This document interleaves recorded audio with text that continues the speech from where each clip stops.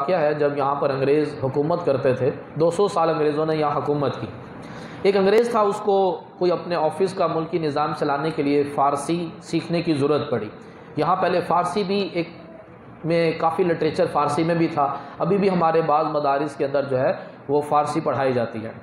تو ایک عالم صاحب اس نے ہائر کیے فارسی سیکھنے کے لیے، وہ روزانہ جا کر انگریز کو فارسی سکھاتے تھے۔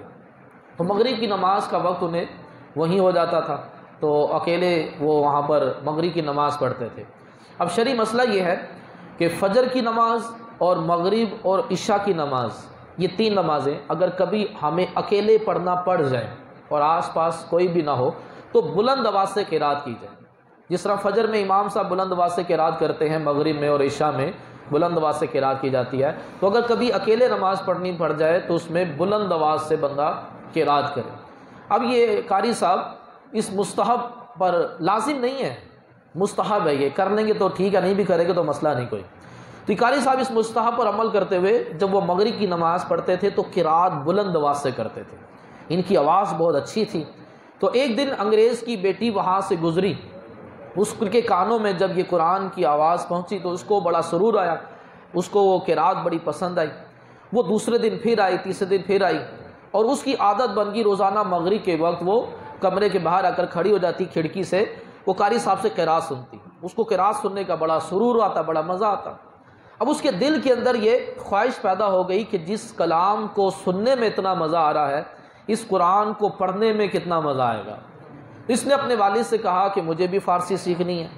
تو اس کا انگریز جو اس کا باپ بڑا خوش ہوا کہ میری بیٹی بڑی شرمیلی تھی، چلو کچھ نہ تو اس کے اندر سیکھنے کا شوق پیدا ہوا۔ تو اس نے قاری صاحب کو کہا کہ مجھے پڑھانے کے بعد تھوڑا سا ٹائم میری بیٹی کو بھی دے دیا کرے۔ جب وہ بچی پڑھنے کے لیے آئی تو کہنے لگی قاری صاحب مجھے فارسی نہیں سیکھنی، مجھے قرآن سیکھنا ہے۔ انہوں نے اس کو قرآن سکھانا شروع کر دیا۔ اب وہ قرآن پاک سیکھ گئی، قرآن پاک کی تلاوت بھی کرتی۔ اب یہ قرآن جو ہے یہ دل کے زنگ اور میل کو دھو ڈالتا ہے۔ جسم میلا ہو جائے تو پانی سے جسم کی اور کپڑے کی میل دور ہو جاتی ہے، اور دل میلا ہو جائے تو 7 سمندروں کا پانی بھی اس کی میل دور نہیں کر سکتا۔ اس کی میل صرف قرآن پاک کی تلاوت سے، اللہ کے ذکر سے دور ہوتی ہے۔ اس نے قرآن پاک پڑھنا شروع کیا، دل کا زنگ دور ہوا تو دل میں اسلام کی محبت بیٹھ گئی۔ اس نے ایک دن اظہار کر دیا کہ قاری صاحب مجھے مسلمان ہونا ہے۔ قاری صاحب ڈر گئے کہ اگر انگریز کو پتہ چل گیا تو وہ مجھے پھانسی پہ لٹکا دے گا۔ تو بچی نے کہا کہ آپ ڈریے نہیں، میرے ایمان کا کسی کو نہیں پتہ چلے گا۔ اس کو کلمہ پڑھا کر مسلمان کر دیا۔ اب وہ مسلمان ہوگی، اسلام کی تعلیمات حاصل کی اور نبی پاک صلی اللہ علیہ وسلم کی محبت میں زندگی گزرنے لگی۔ نمازوں چھپ چھپ کر نمازیں پڑھتی، قرآن پڑھتی، تہجد پڑھتی، چہرے پر عبادت کا نور ظاہر ہونا شروع ہوا، اور خاندان والے اس کے چہرے کو دیکھ کر رشک کیا کرتے۔ وقت گزرتا گیا اور وہ بیمار پڑ گئی، یہاں تک کہ قریب المرگ ہو گئی۔ اس نے قاری صاحب کو اپنے کمرے میں بلایا اور کہنے لگی کہ آپ نے مجھ پر بڑا احسان کیا، مجھے قرآن سکھایا، مسلمان کیا، اسلام کی تعلیمات کی، اب ایک احسان اور کر دیں، آخری احسان۔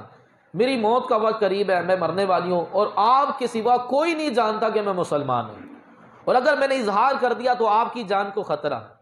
یہ لوگ مجھے عیسائی سمجھتے ہیں، تو یہ مجھے عیسائیوں کے قبرستان میں دفن کر دیں گے، تو آپ یہ مجھ سے وعدہ کریں کہ مجھے وہاں قبر سے نکال کر مسلمان عورتوں سے غسل دلوا کر میرا جنازہ پڑھ کر مجھے مسلمانوں کے قبرستان میں دفن کروا دیجیے گا۔ قاری صاحب کی آنکھوں سے آنسو آ گئے، آپ نے بچی سے وعدہ کر لیا۔ اب اس کا انتقال ہوا، اس کو عیسائیوں کے قبرستان لے جایا گیا، قاری صاحب بھی ساتھ ساتھ گئے۔ ان کا ساتھ جانے کا مقصد کیا تھا؟ ویسے یہ شرعی مسئلہ ذہن نشین رکھیے گا کہ کافر کے جنازے میں جانا حرام ہے۔ اگر کوئی کافر مر جاتا ہے تو اس کے لیے دعائے مغفرت کرنے والا دارہ اسلام سے خارج ہو جائے گا، وہ خود اس دارہ اسلام سے خارج ہو جائے گا۔ ایک کمپنی ہوتی ہے، وہاں سب مل کر کام کر رہے ہوتے ہیں، ان میں ایک عیسائی بھی ہوتا ہے، اس کی ڈیتھ ہو جاتی ہے، اس کی والدہ کی ڈیتھ ہو جاتی ہے، تو کمپنی والے تعزیت کے لیے سب جا رہے ہوتے ہیں، جی ہمارا کولیگ تھا۔ اسلام ہمیں اس چیز کی اجازت نہیں دیتا، ہمیں قرآن پر عمل کرنا ہے نا۔ ہمیں جب اسلام نے اس چیز کی اجازت نہیں دی تو ہم کافر کے مرنے پر اس کی تعزیت کیوں کریں، اس کے لیے مغفرت کی دعا کیوں کریں، اس کو مغفور یا مرحوم، یا ہندی میں کہتے ہیں بینکھٹ باشی، یہ ایسے جملے اگر بولے گا تو خود دارہ اسلام سے خارج ہو جائے گا۔ تو وہ قاری صاحب کا جنازے میں اس لیے گئے تھے تاکہ مجھے قبر کا پتہ چل جائے کہ قبر کہاں ہے، وہاں نشانی لگا لوں گا اور پھر رات میں ان کی لاش نکالوں گا۔ وہ گئے اور جہاں دفن کیا گیا تو قبر پر نشانی لگا لی. 4 دوستوں کو یہ قصہ سنایا تو انہوں نے کہا یار یہ تو اسلام کی بہت بڑی دلیل. اب یہ ہمارے اوپر لازم بنتا ہے کہ اس خاتون کو وہاں سے نکالا جائے اور مسلمان عورتوں سے غسل دلوا کر اس کا جنازہ پڑھ کر مسلمانوں کے قبرستان میں دفن کیا جائے. اب وہ رات کے تیسرے پہر میں جو نشانی لگی ہوئی تھی اسی قبر کو کھودا اور تابوت جب ہٹایا تو لڑکی کی میت نہیں تھی, وہ ایک نواب صاحب کی میت تھی. ان 4 میں سے ایک نے پہچان لیا کہ میں تو ان کو جانتا ہوں, یہ فلاں علاقے کے نواب صاحب ہیں, لیکن یہ تو مسلمان تھے, ان کو عیسائیوں کے قبرستان میں کون دفن کر گیا؟ اور لڑکی کی نشانی وہی لگی ہوئی ہے تو لڑکی کی لاش کہاں چلے گی؟ اب یہ صبح جب ہوئی تو وہاں نواب صاحب کے گھر گئے, وہاں سے رونے کی آوازیں آ رہی تھی. پتہ چلا کہ نواب صاحب کا بھی انتقال ہو گیا. تو انہوں نے کہا کہ ہمیں قبرستان لے جائیں, ہم نے نواب صاحب کی قبر پر فاتحہ کرنی ہے. قبرستان گئے, ان کی قبر پر فاتحہ کی تو انہوں نے قبر پر نشانی لگا لی. رات کے تیسرے پہر میں جا کر نواب صاحب کی قبر کھود ڈالی. اب چہرے سے جب کفن ہٹایا تو یہ ان کے پیروں تلے زمین نکل گئی کہ یہاں بھی کفن میں نواب صاحب کی لاش نہیں ہے, چہرے کے خد و خال سے وہ ایک عربی لگ رہا ہے. اب یہ تجسس بڑا, حیرانگی بڑھ گئی, ماجرا کیا ہے؟ لڑکی کی قبر کے اندر نواب صاحب کی لاش ہے, نواب صاحب کی قبر میں عربی کی لاش ہے, لڑکی کی میت کدھر چلی گئی؟ اسی پریشانی کے عالم میں قاری صاحب کی آنکھ لگی اور خواب کے اندر اس لڑکی کو دیکھا. تو قاری صاحب نے کہا یہ ماجرا کیا ہے؟ تمہاری قبر میں نواب صاحب کی قبر میں عربی, تم کدھر چلی گئی؟ تو لڑکی نے کہا کہ حضور علیہ السلام کا فرمان کہ المرء مع من احبہ, جو جس سے محبت کرتا ہے وہ اسی کے ساتھ اٹھایا جائے گا. تو میری محبت نبی کریم صلی اللہ تعالی علیہ وسلم کے ساتھ تھی. جب میں مری, مجھے دفن عیسائیوں کے قبرستان میں کیا گیا تو فرشتوں نے میری میت کو وہاں سے نکال کر جنت البقیع میں داخل کر دیا. اب میں قیامت والے دن حضور کے ساتھ اٹھوں گی. وہ جو نواب صاحب تھے تو وہ مسلمان, لیکن اسے انگریزوں سے بڑی محبت تھی. انگریزی کلچر بڑا پسند تھا, یورپین قوانین اسے بڑے پسند تھے. ان کے گھر میں اسلامی نظام نہیں تھا, ان کے گھر میں انگریزی نظام تھا. انگریزی تہذیب اور ثقافت کو بہت زیادہ پسند کیا کرتے تھے.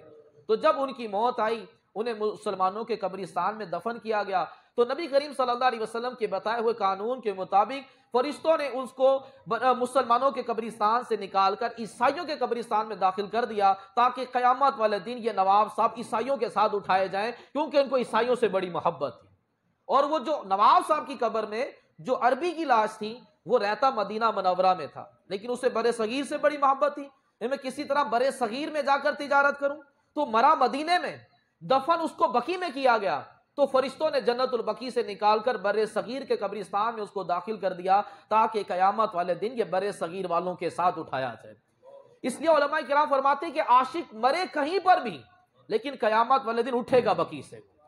کہ حضور نے فرمایا جو جس سے محبت کرتا ہے قیامت والے دن وہ اسی کے ساتھ اٹھایا جائے گا. تو کافروں کے ساتھ جو قلبی میلان ہمارا بڑھتا چلا جا رہا ہے, یہ ہماری آخرت کو